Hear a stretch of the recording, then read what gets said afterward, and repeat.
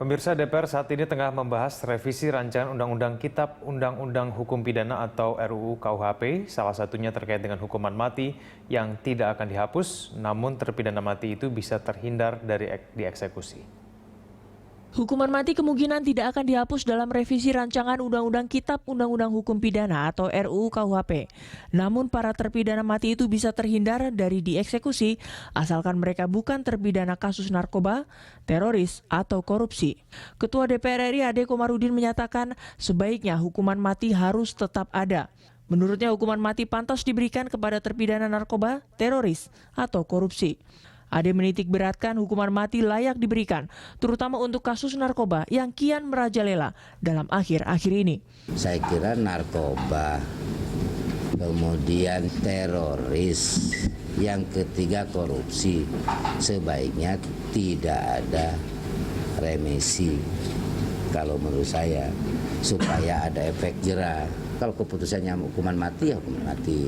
Di KUHP sebaiknya hukuman mati tetap ada. Ade menambahkan, untuk kasus narkoba, teroris, atau korupsi tidak perlu ada remisi karena untuk memberikan efek jera bagi pelakunya. Ade menilai pemberian remisi dapat menimbulkan permainan dari mafia-mafia. Narkoba, para gebong narkoba di dalam ya pastilah orang namanya juga tanda petik mafia.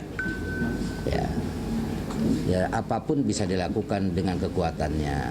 Nah, saya kira narkoba, kemudian yang kedua teroris, yang ketiga korupsi, sebaiknya tidak ada remisi.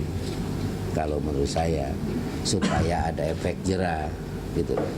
Kalau dikasih remisi orang, apalagi misalnya udah tahu ini aktor intelektualnya, udah gitu dikasih seumur hidup, ya matilah, dimain-mainin dari penjara. Kan itu yang terjadi sekarang. Oki Zulindra dan Heriadi, TVR Parlemen melaporkan.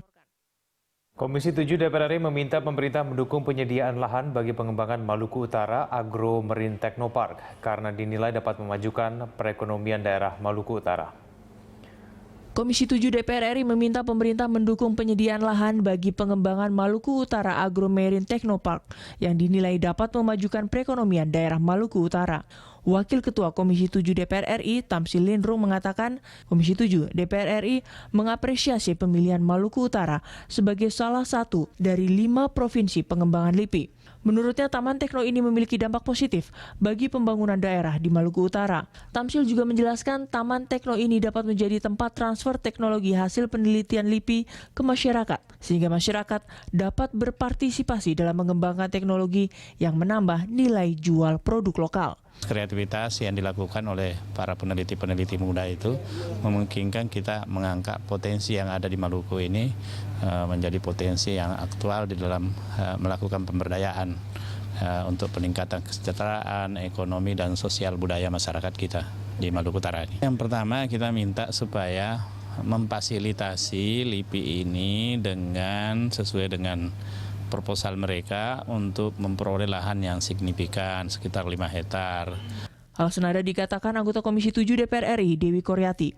Menurutnya dengan adanya Taman Tekno ini dapat memberikan pelatihan bagi masyarakat untuk memanfaatkan sumber daya alam yang ada.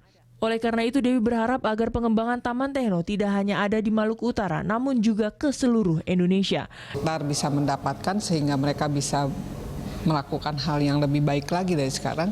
Inilah yang menjadi kendala, dan kami juga sangat berharap bahwa Pemda Provinsi memfasilitasi dan membantu supaya pelepasan tanah ini bisa berlangsung mulus. LIPI ini tidak hanya untuk Maluku Utara, tetapi penemuan mereka itu adalah untuk Indonesia bagian timur.